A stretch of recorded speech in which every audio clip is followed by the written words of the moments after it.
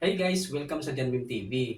Ngayong araw ay tuturo ko naman sa inyo kung paano mag-block ng isang Wi-Fi user sa inyong PLDT CTE router. So bago tayo magsimula, kailangan nakakonect na kayo sa inyong Wi-Fi router. At kung connected na kayo, ang unang gagawin natin ay mag-open ng internet browser. Kahit anong internet browser ay pwede niyong gamitin. So itap lang natin itong Chrome. Then pag nag-open na siya, i-type lang natin dito sa address bar yung IP address ng PLDT CTE router, itong https://192.168.1.1.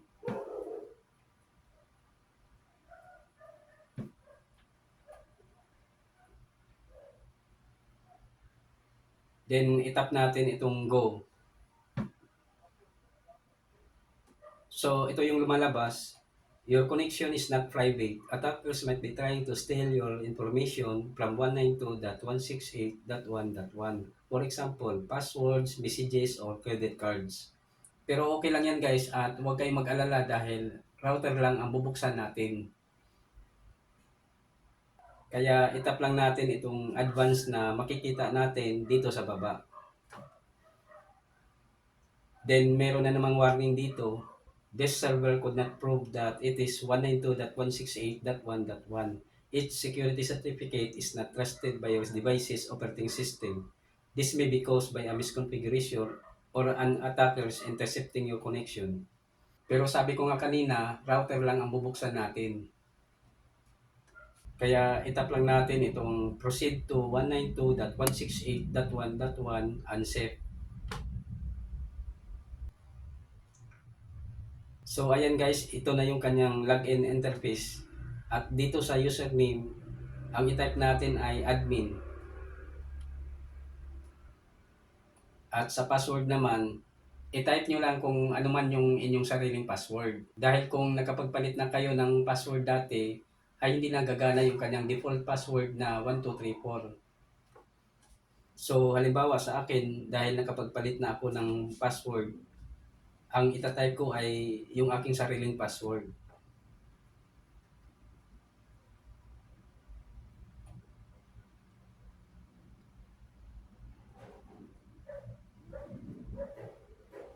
Then itap natin itong login.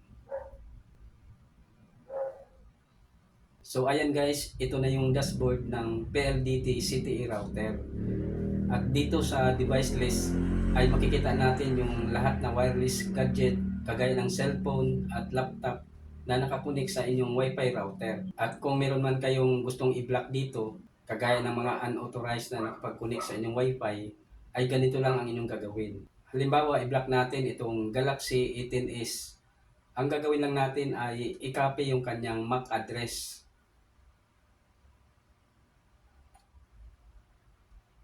Then pagkatapos, punta tayo sa local network. Then itap natin itong WLAN. Then tap WLAN Advanced. Then under ng Access Control Mode Configuration, makikita natin itong SSID 1 sa pinakataas. Bali ito yung ating 2.4G Wi-Fi network. Iset lang natin siya sa blacklist. Ayan. Then pagkatapos, itap lang natin apply. Pagkatapos niyan ay madi-disconnect tayo sa Wi-Fi router. Hintayin lang natin siya mag-reconnect ulit. Or kung hindi man siya mag-reconnect, i-connect nyo na lang manually. Ayan, connected na tayo. Next naman ay itap natin itong access role configuration. So ito yung para sa 2.4G Wi-Fi network. At dito sa name, halimbawa ang ilagay ko ay Galaxy A10.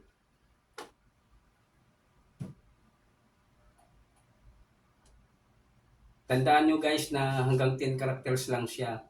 Pag lumagpas pa doon, mag-i-error na. At dito sa MAC address, ilagay natin yung MAC address ng Galaxy A10s.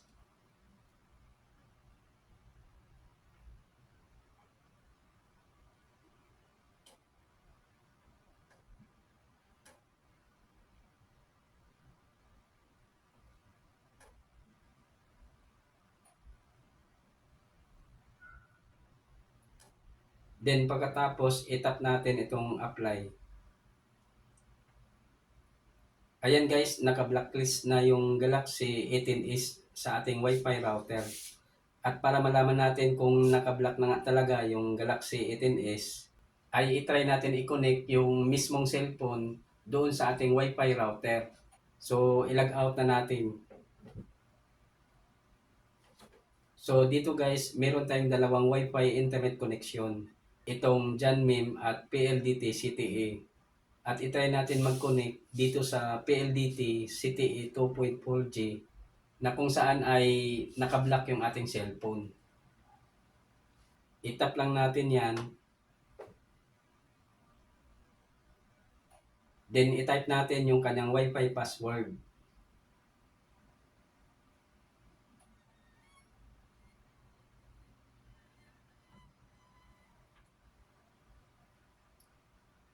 Then tap connect. Ayan guys, ang nakasulat dito, could not connect to network. Ibig sabihin, nakablock yung ating cellphone dito sa PLDT CTE router. Itap lang natin okay. Next naman ay itry natin mag-connect dito sa Janmim 2.4G na kung saan ay hindi nakablock yung ating cellphone. Itap lang natin yan. Then, itype natin yung kanyang Wi-Fi password.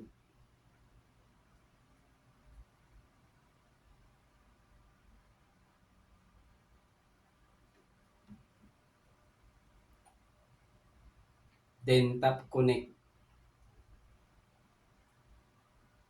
Ayan guys, mabilis lang tayong nakapag-connect dito dahil hindi nakablock yung ating cellphone. So ayan guys, ganyan lang kadali mag-block ng isang Wi-Fi user sa inyong PLDT CTE router. Hanggang dito na lang muna at ako po si Rodolfo Mimbreve Jr. At huwag niyong kalimutang mag-subscribe at mag-like at pindutin ang notification bell upang maging updated kayo sa susunod kong mga uploads na video. Bye!